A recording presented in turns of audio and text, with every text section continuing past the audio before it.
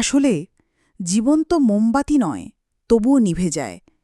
মনটা আয়না নয়, তবুও ভেঙে যায়। স্বপ্নগুলো পাখি নয়, তবুও উড়ে যায়। আর মানুষ আবহাওয়া নয়, তবুও সময়ের সাথে বদলে যায়। সত্যি বলতে, জীবনে ভালো থাকতে গেলে কিছু মানুষ থেকে নিজের দূরত্ব বাড়ানোটা প্রয়োজন। প্রথমত ব্যস্ত মানুষ, দ্বিতীয়ত স্বার্থপর মানুষ। তুমি দেখবে ব্যস্ত মানুষগুলো নিজের ইচ্ছামতোই কথা বলে, আর স্বার্থপর মানুষগুলো নিজের প্রয়োজনেই কথা বলে। তাই দুই ধরনের মানুষ থেকে একটু দূরে থাকার চেষ্টা করো। দেখো, দিন শেষে তুমি এটা অনুভব করবে যে কিছু মানুষ তোমাকে সত্যি ব্যবহার করার চেষ্টা করবে, কিছু মানুষ সত্যি সুযোগের সদ্ব্যবহার করার চেষ্টা করে।